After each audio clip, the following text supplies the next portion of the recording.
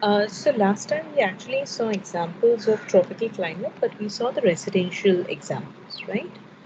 So today I've got you examples which are more institutional kinds, just to give you a brief understanding of how the management of the spaces as well as the facade changes, which can help you in your architectural design, even in your ideas. Just to recap on what is the tropical climate, it's around the equator from 23.5 degrees, from further north to 23.5 degrees southern latitude. Okay, the sun path, the sun at the zenith is 19 degrees at least once per year, never lower than 43 degrees. That's the altitude of the sun. The average temperature is greater than 20 to 30 degrees Celsius. Minimum temperature is 0 degree with no frost. Maximum temperature can go up to 40 degrees Celsius. Radiations are positive. The day length is 10 to 13.5 hours. It's very important because that's the amount of sunlight that you're going to get exposed to. Precipitation rains will be defined by the trade winds and its seasonal shift, but there is definitely a good amount of precipitation that happens. In tropical climate, it's basically humid warm, often precipitation. Sometimes there is also drier things. But what it gives you, it's the daytime instead of seasonal climate. So definitely there is a daily changes in temperature as bigger than the annual changes of daily average. So your morning and your nighttime variation is going to be experienced. Vegetation, it's overgreen. Also, if it's a coastal climate, then it's going to slightly change. Okay, but you'll always have an evergreen forest, which is a savanna forest. Properties, it's more than 40 degrees of the Earth's population lives in the tropics. Uh, so that's the world map, and the areas which are shaded green are the ones which are experiencing the tropical climate. So the examples that we saw was from Auroville, your Kerala, in the last two classes. And today also I've got two Indian examples. As one is from Bhubaneswar, one is from, one is from, okay, let's see. And there is also an international, one is from Dharmapuri, which is Tamil Nadu. This is the primary healthcare center, Dharmapuri, India, which is in Tamil Nadu. It's actually been designed by Ibe Chaco. Their firm is called Flying Elephant Studio. Okay. Now, when you see, it's actually a health facility center. So that's the entrance, and that's the facility looks like. This is another view of the facility, which is actually within the agricultural land. Okay, so what they have done is they have actually created a butterfly roof, which is there.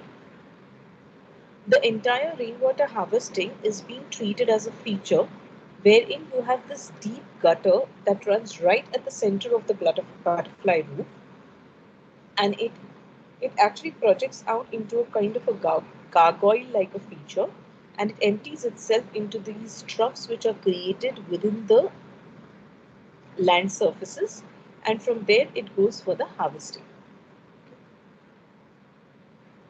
Now, because it's a tropical climate, you also have to safeguard, and there are no kind of thick vegetation around.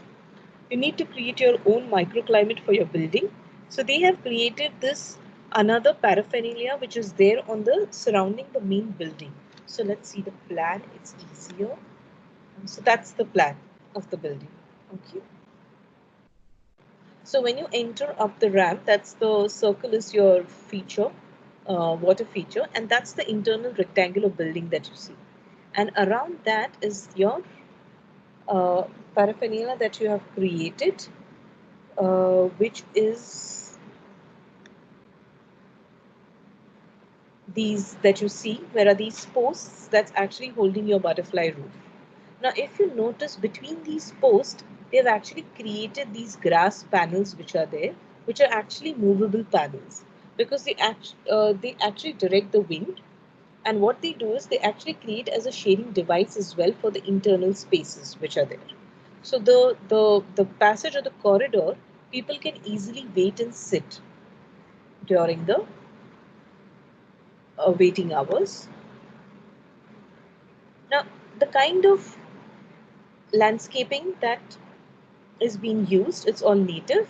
So you have vetiver grass which is being used as the material to create those panels which are on your elevation. Uh, then you have created these orchards which have come up.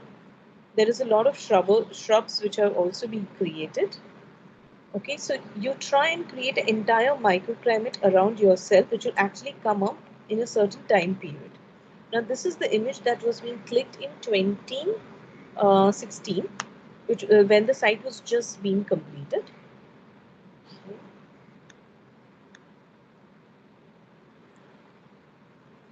Now look at how the toilets are being done. Okay, now you actually have your public toilet which are being used by the people who are visiting the health facility, or the staff is right outside. Okay, which is in the on the right hand side that you see, these blocks are being given. Now there is already a common toilet again for the people who are being residing. Like for example, if they require a kind of a day's attention and things like that, and if they are being admitted, so that's the other toilet which is also being used. But the wash basin is kept accessible for the doctors so that as soon as the consultation is done, they can wash up. And that's the water body which is there. Now the septic tank is onto your top side, which is the left hand side. Okay. Now if you understand the contours and the way they are grading downwards, okay, because you are ramming up, you go up the ramp to enter the facility, your septic tank is at the lowest point. So that you use the gravity and then you channelize using pipes all the waste into the septic tank. Okay. The rainwater harvesting has these recharge pits which are right on the other side of the septic tank. So your drainage, which is your wastewater, and your drinking water or your rainwater harvesting never go hand in hand together. Even in the tightest of the situation, the minimum distance between the two is around 3 meters that you need to maintain, just to ensure that if in case there are any kinds of leakages that happen in your septic tank or the pipelines, it doesn't contaminate your drinking water or your rainwater that is harvested, which is going to be used for certain activities, and drinking water is the potable water. So you have to ensure that the standards are met. Now, the water body, whatever rainwater that is collected in the water body is now channelized to the recharge pits which are there. And from the recharge pit, it actually goes to your overhead tank.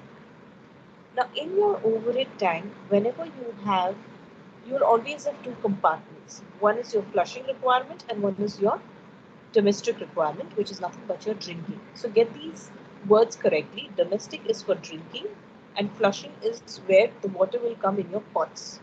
Now your health faucet and your wash basin will always have the domestic water line, because you wash your genitals and you take that water in your mouth in where the when using the wash basin, which means that you have to make sure that the standards are again met. Otherwise, it will have direct impact on your health. So in this section, if you see that the building, they have created actually a loft space between your overall outer roof, which is there, the butterfly roof, and the building slab itself. And there they actually house all the services.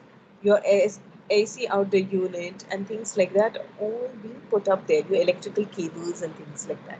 So that whenever you see a very clean and neat building from the outside. Okay. Then you have your what overhead tank. Now look at the overhead tank. It doesn't stick out as a kind of a block which is there on the terrace, but it has an underground tank. Then they have an open kind of a stilted space. Above that they have a rainwater harvesting tank, and above that they have an overhead tank as well. Okay, so here the uh, rainwater harvesting tank is also being created within that space so that the water from the roof can directly go into the rainwater, and few of the water passes on to as the channel, and empties itself into the water body. Okay, and these are the two recharge pits which are being created. Okay, so here this example is very peculiar in terms of how the services are being clearly charted out. Okay, certain services have been also used as aesthetic features within the building. The choice of the materials used by the client is not only economical but also climate responsive and easily available. Vetiver grass also gives you that kind of a cool feeling. So if they are made wet in the afternoon and if the air passes through the vetiver grass panels, it's going to give you that cooling effect as well. Okay. This is in another. Okay. Any questions on the earlier examples specific to this example?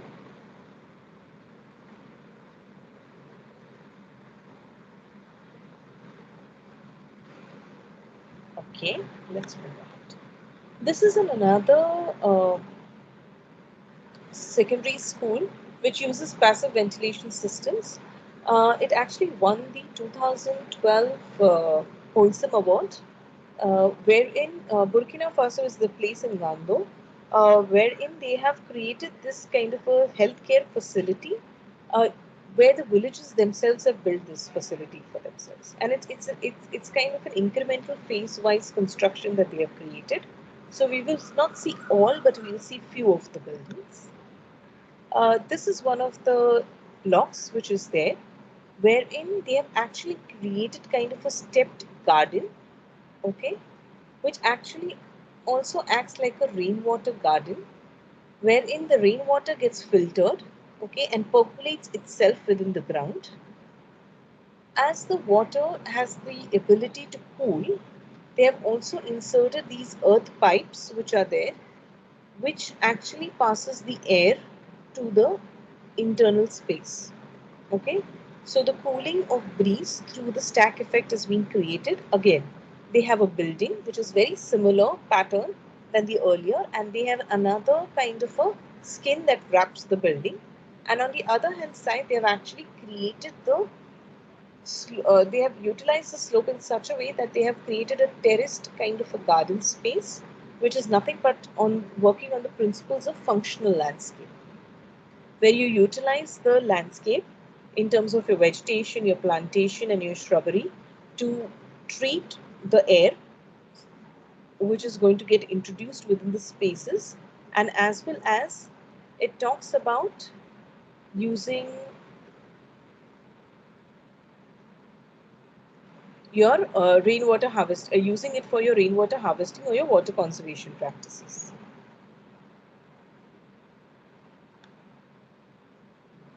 This is in another building space which is there, wherein they have created a certain kind of brick, bricks which are there, which are being created on site using the same soil. Okay. What is very peculiar of each of these buildings is even in this building, you will always have, they are all load bearing structures, and you will always have this tie beam which is running. And that entire tie beam holds the entire roof which is there on top. So you never expose your roof directly to the solar heat so that it doesn't absorb the air. But what you have is another space, and it's constantly ventilated. So you have a barrel vault, okay? If you see on the top, you have a steel roof which is there. They've actually used these reinforcement bars to create this kind of a truss over the barrel to hold the sheeting. And what you see in between is these openings to penetrate the daylight. So you get a diffused kind of daylight within. And these are the kinds of different kinds of windows that they have used, which are nothing but a sash windows, which are actually openable. And they've used a certain kind of colors just to add a feature to it. Okay, this is the plan that looks like, and that's the section which is there. And can you see the roofing, how it actually holds the ring beam holds the entire roof on the top, and the roof, the wall, the space between the barrel wall and the roof is constantly ventilated, so the heat doesn't get stacked up there. And also during precipitation or rainfall, you utilize that space. Okay, so this is the example of a tropical climate which is hot and it's humid and it's also drier. Okay. Also that you need to also take care or you need to also notice the kind of overhang which is there. Okay, which is also nothing but you need the if the sun that we're talking about is going to be 43 degrees or lesser than that, which means it can enter the space very easily, and that's why the overhangs are much more larger. That's in another section where they've actually created a ledge so that things can be kept on it and things like that. That's the tie beam, which is of concrete, and that's the reinforcement bars, as I told you, just to create that entire geometric structure to hold the sheeting roof. That's how it looks like from the distance. Look at the way the piers are being treated. The whole idea of the columns which are projected out, and see how the boy is utilizing that corner space that is being used, that is being created. So it's a simple rectangular building, but imagine how these small kind of gestures have created a different kind of space altogether, or an aesthetic appeal for that whole building. And it's all been constructed by the villagers itself. This is in another building within that entire complex, which is actually your teacher's housing. What I was amazed about is the rainwater feature. How each and every gutter is being treated, and how the water falls down that entire channel, and then at the floor level, it's also there are these clear channels which are being created through which the rainwater can be moved across and being stored somewhere. Again, a barrel vault with a sheeting roof. Now, what happens is they also require that roof to protect their brick structures from erosion, because they are not using any kind of cemented material. So there will be a lot of possibility which wherein you know what happens is it actually sorry, one second.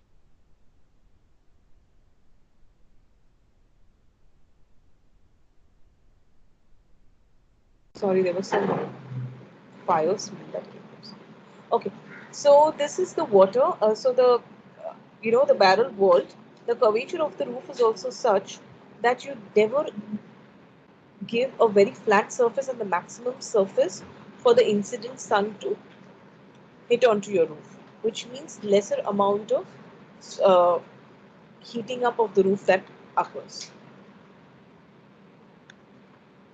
This is the floor plan which is there, and these are the channels that you can see which projects out, and that actually ends into this squarish block onto your left hand side, which is your rainwater harvesting tank.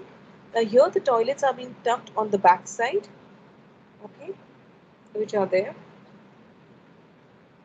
and from there will be these kinds of there will be a septic tank that gets connected.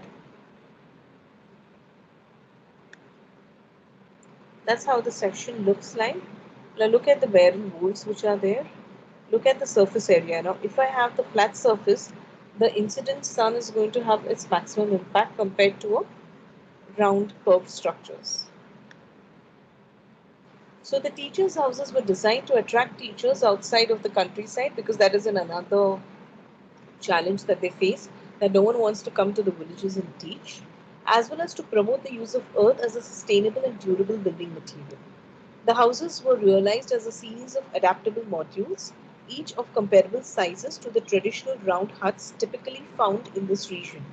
So they have taken a lot of learnings from the vernacular architecture that exists within that space. Single modules can be combined in various ways into a larger composite whole. The simplicity of the design and minimal use of bought materials means that it can easily be adopted by the villagers. Now, here the architect has to keep in mind a very specific thing, because the villagers themselves are going to construct these. So it has to be handy, it has to be durable, and very simple design wise as well. The 6 houses for teachers and their families were arranged in a wide arc to the south of the school complex. This curvilinear layout is not only beautiful but is also reminiscent of a traditional Burkinabe compound. So that is how the traditional compound would look like. The roofs are barrel walls constructed from stabilized earth blocks. Okay. This construction method, previously unheard in this region, makes use of local resources and is climatically efficient. To protect the building from rising damp, the 40 centimeter thick adobe wall stands on a foundation of cast in situ cement and granite stone, which means that's why those tie beams are there. So the stabilized earth blocks doesn't act as a structural feature, but they act as an infill. Otherwise, you do have a cast in situ cement foundation as well as the ring beams tie the entire structure together along with the plinth beam. The villages produce around 15,000 blocks, each are 40 into 20 into 10 centimeters at a rate of between 600 and 1000 per day. So that was the kind of production that the villagers used to do every day. A tie beam connecting the wall bears the roof load in each module. The roof is a layer of reinforced concrete poured in situ into permanent shuttering of stabilized earth blocks.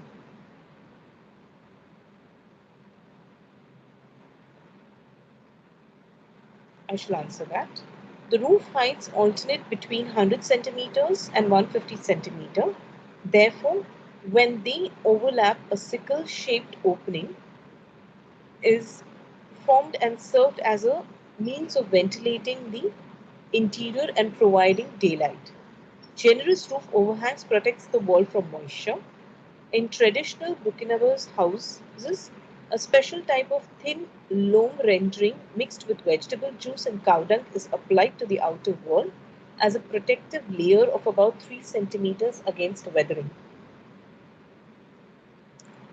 Now what happens is, unfortunately, these compounds are of little use in the rainy season and attracts termites which can eventually destroy the wall. So in the teacher's housing, the traditional organic compounds of the rendering were replaced with bitumen, wherein they were not using the traditional uh, uh, solvent to apply onto the wall, but they actually replaced it with bitumen. The culmination of the building work in the tamping of the clay floor to create a smooth and homogeneous surface. I have the picture of that where they have actually. So this has actually also created a sense of community within the villagers because they all were working together. They also learned new skills. So this is the image where they are actually tapping using this wooden tool and creating a very smooth surface. And that's the kind of jali wall which is also there, which is created. Okay, now the question is for the primary school, why are the fenestrations mainly on the west and east side when it's in the northern hemisphere? Okay, because it's a school, it's going to be operation only for a particular time period. Okay, it's a narrow plan. I need to have this. These are remote villages where electricity is also not very easily available, which means I have to heavily rely on your daylight. And that's why when you see, you will always have on the longer side, they have put windows, but understand the kind of openings that they have created. And they have actually recessed their windows inside so that you do get daylight, but it's much more diffused because you have a larger overhang and then it actually hits your facade and then it reflects inside. Okay, and that's why those columns are also projected out. Also, the window sizes are very narrow and they are heighted. So you actually ensure that it actually gathers the sunlight throughout the day. And that's why the spaces are much more ventilated constantly. I hope I answered that, Ria.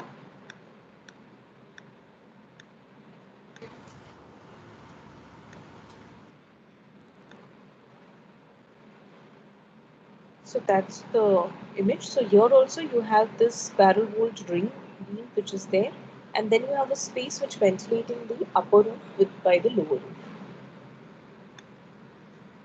This is in another image.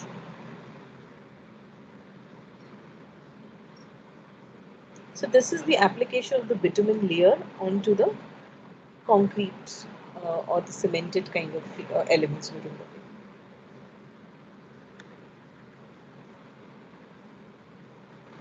There is another in progress library building which is there, okay, which is somewhere on the other side of the.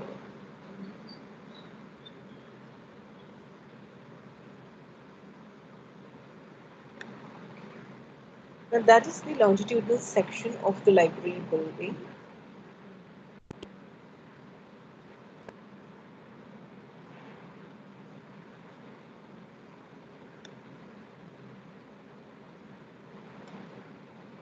Now that is the roof construction, wherein it's again a filler slab, but here they are actually using these huge pots to just draw the daylight within.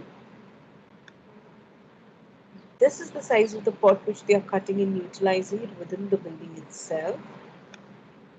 And that's how the plot pots are being placed onto the roof, which is there with your reinforcements. They are actually using the eucalyptus rhythmical facade around the library, which creates a calm and open space in which pupils can isolate themselves to learn and to relax. It is the first time in that area that eucalyptus wood is used for construction, because otherwise eucalyptus is only used as a firewood material since it dries out the soil and can only offer a small shadow. Because so if you have seen the eucalyptus trees, it doesn't provide too much of shadow because it's very uh, kind of it's not thick foliage. That's how the pots look like when they are casted onto the slab. And that's another ring beam that sits on the top with these four column posts. And that has the facade of this eucalyptus barks that you have created, which actually creates this kind of a semi-open space, which is not within the library, but also can be used for reading and learning by the children. That's how the light, penetrates through the entire surface. That's how it looks like.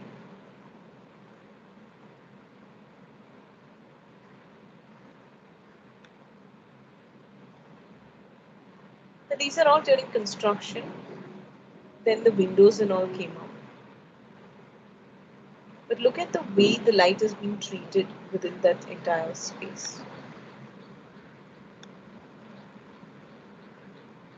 Look at the thicknesses of the wall. They actually use thermal mass because your daytime and your nighttime temperatures vary. So you actually use your building elements to gather up the entire heat, which radiates out the heat during nighttime, when which is also called the nighttime flushing. I think someone wanted to question something.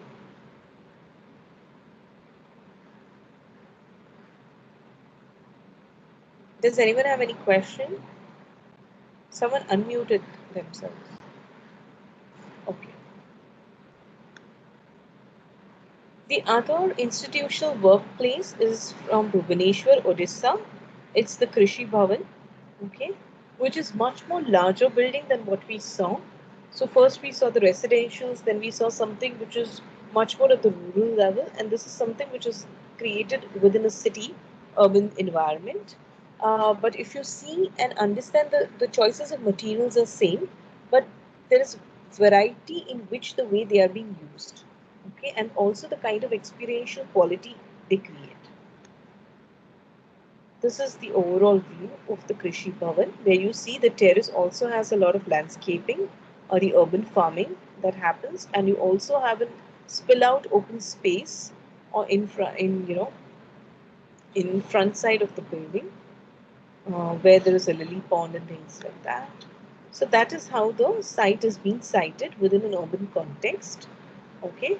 So at the first is one is your powerhouse junction, second your commissioner of police, then your information and public relations department, and fourth is Odisha state guests.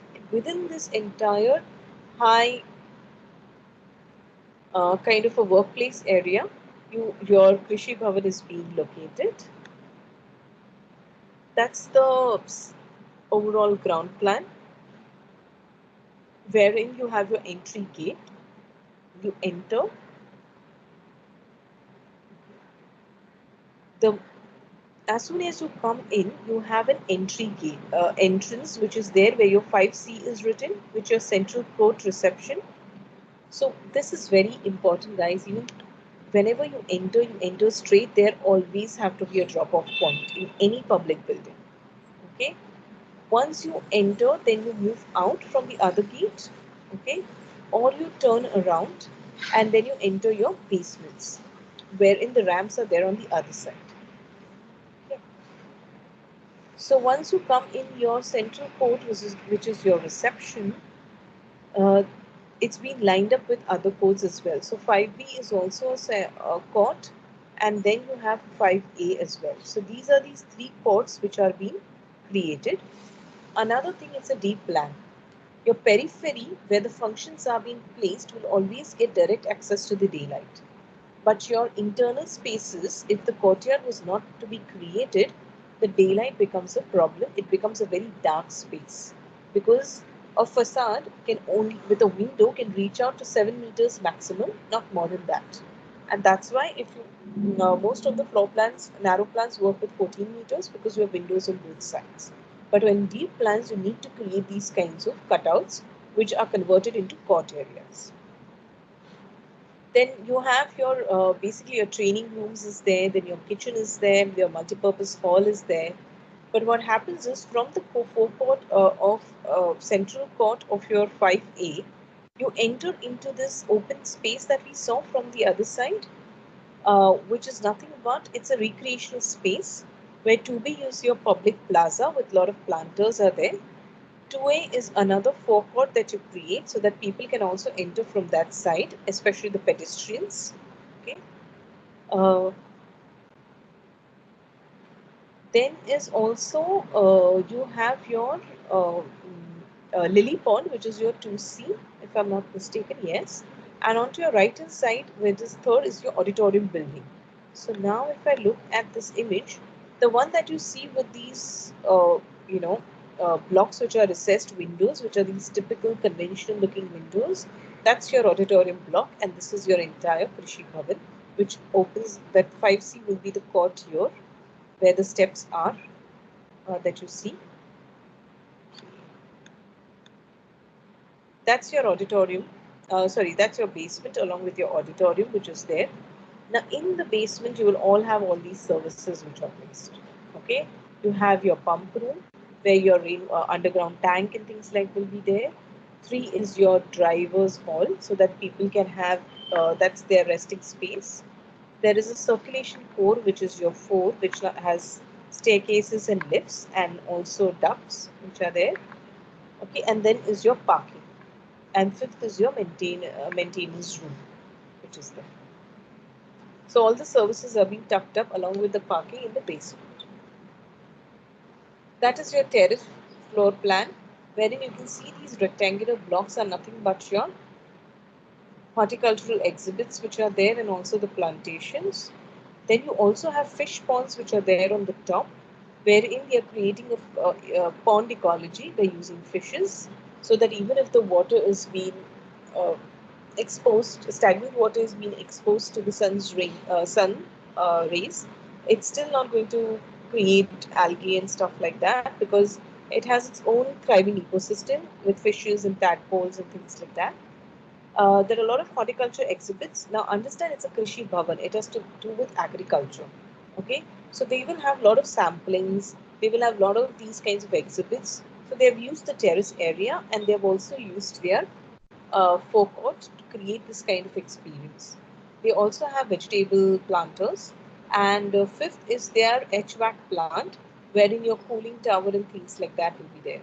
So any of these institutional public buildings, if you go onto the terrace, you'll always have these big instruments where the water must be constantly trickling and nothing and something like that. These are all like that is cooling tower or a makeshift tank, which is used in air conditioning. Now let's understand layer by layer.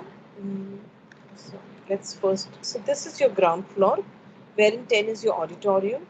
The blue as you enter is your 5C, which is a forecourt. 12 is nothing but your lawn placed as a green buffer to the building. Okay. 9 is your central court that you create. Uh, So the color variation gives you clearly the public amenities, office amenities, and circulatory spaces. Okay.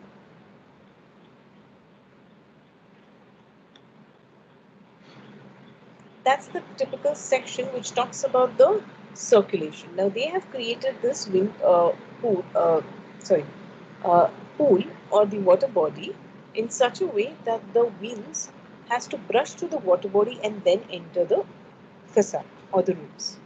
And what happens, the courts which are being created in the center actually create like a stack effect or a negative pressure. So when the positive pressure air or the windward ventilation will always get in the air, and the courts will always suck out the stale air. Okay, and that's how they ensure that there's a well mixing of air throughout the building. Now the vertical slats facade that they have created is also made up of these stabilized earth blocks. Okay, that itself is also going to treat the hot air, and that's how you will try and create these buffer spaces which cool down your external air and then introduces itself into the habitable spaces. On the topmost is your solar panels which are there. So if I show you this one, here it's basically you have your brick screen overlaid on the built mass. You have urban farming demonstrations on the terrace level, and those are your blue are your fish ponds which are created, which are actually also, opening into the courtyard. And on the top, your superstructure as a roof is basically your PV panels which are there. PV is nothing but photovoltaic cells, wherein you harness the sun's energy to create electricity.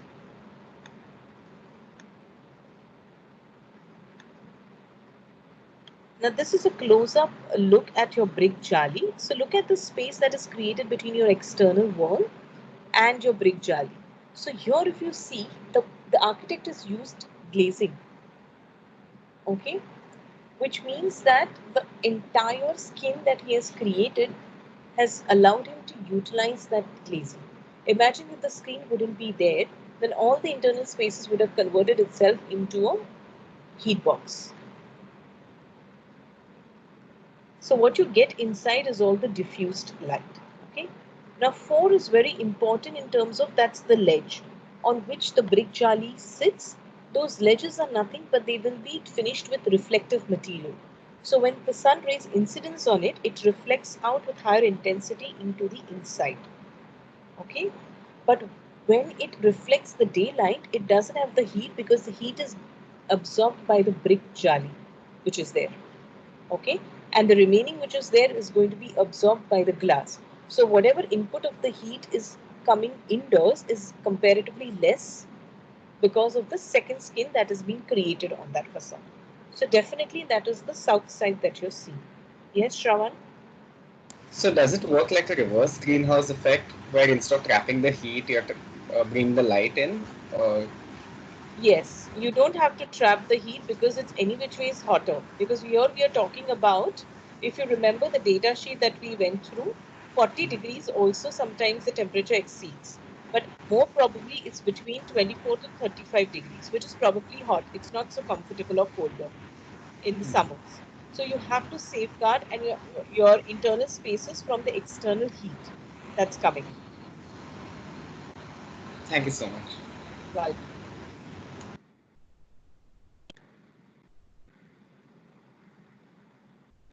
this is in another section.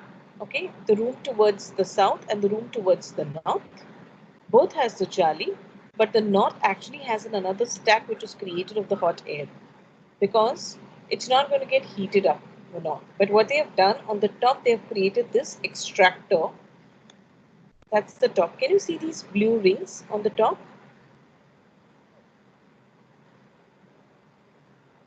Those blue rings are nothing but those are the extractors which you see, sorry, which you see onto the section.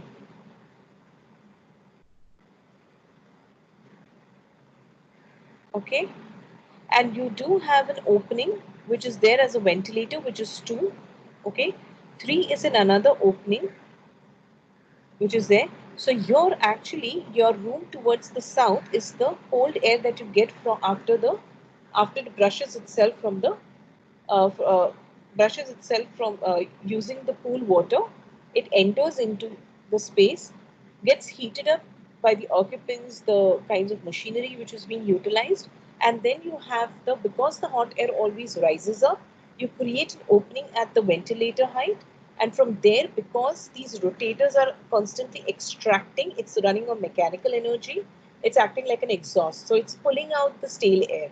And because that pull effect is created on the north, from the south side, which is the windward side, the fresh air is definitely going to get itself in the space.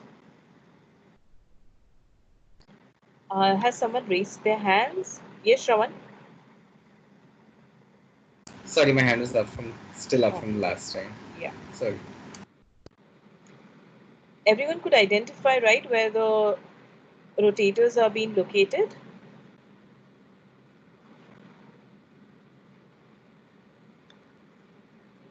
Another feature is basically the art that they have created onto the murals which they have created onto the facade. So your choices of materials will also help. It's not only about creating space, but it's also about creating that experiential experience for the users every time they visit the building. So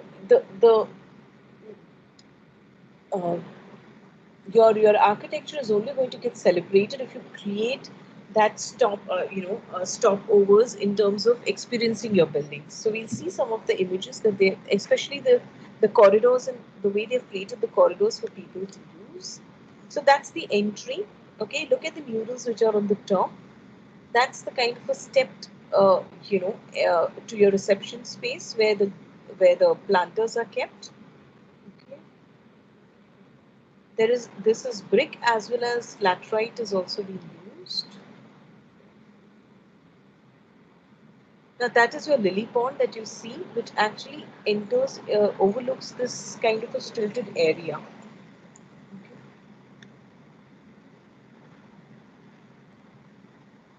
Now look at the stilted space.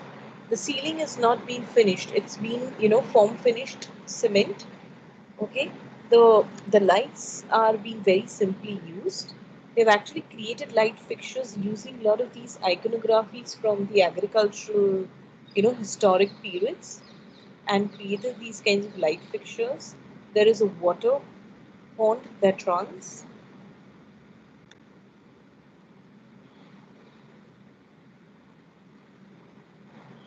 That's another side of the building which is there. That's the entrance. This person was actually standing here. So that's the entrance. Look at the foyer space for the drop off. How much the canopy is being extended out. Okay, so that a person during monsoons can also get easily dropped out. Now, another thing that you have to understand here is wherever the windows are, look at the position of the windows. The window pane is never on the outer side but at the inner side. These are all called recessed windows, wherein the window pane is always aligned on the inner side of the wall and they are deep windows. You know,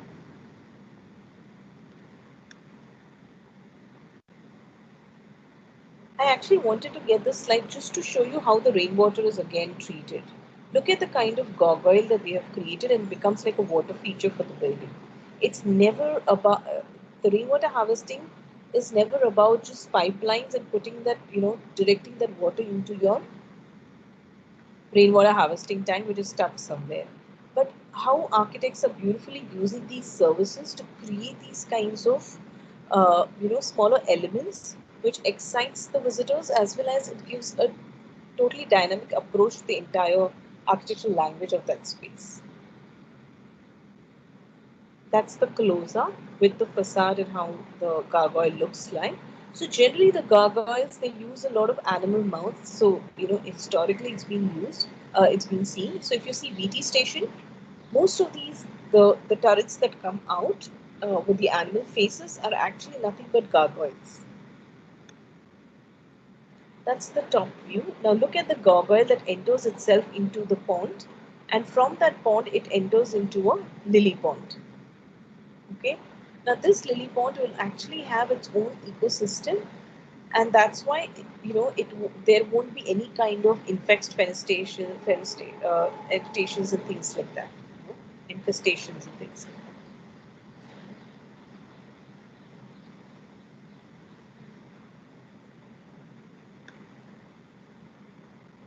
Look at the inbuilt seating that has been created.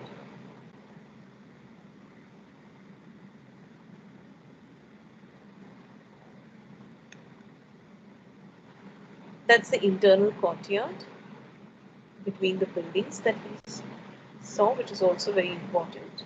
Now look at the recessed. Can you see how much that band is jutting out and how the windows are recessed in? Look at the thermal mass which has been used, the thickness of the building which has been used. These are not at all 230 conventional thick walls. Okay? So all your design decisions are driven by the climate.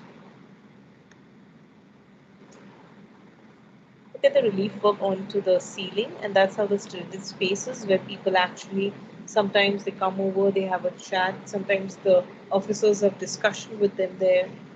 And that's the mural on both sides where there is a simple carving so that it doesn't look flat.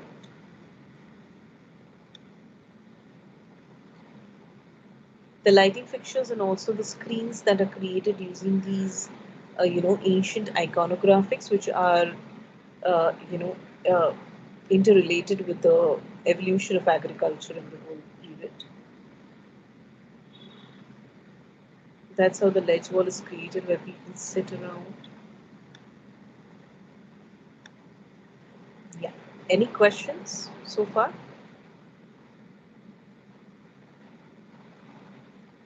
Yes, Tanay? So you just mentioned that they use thermal mass, but this is set in a tropical climate where the temperatures in the day and night are not very different. So how is the thermal mass actually useful in this case? The thermal mass is very useful because it's actually trapping the heat over the period of the day. And these are institutional buildings, as I told you. They are not being utilized in the night. So the kind of ventilators and the screening that you create, like for example, in this section,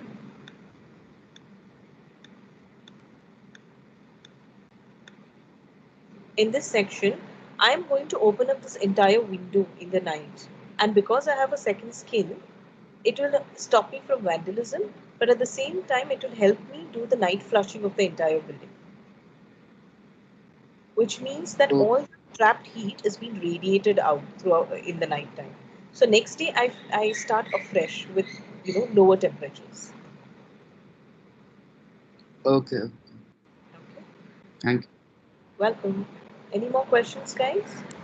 So with the windows being so like deeply inset into the wall, Hmm.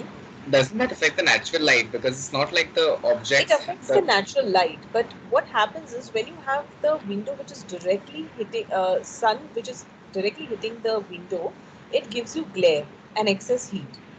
Okay, here it's actually giving you a diffused light, which you require.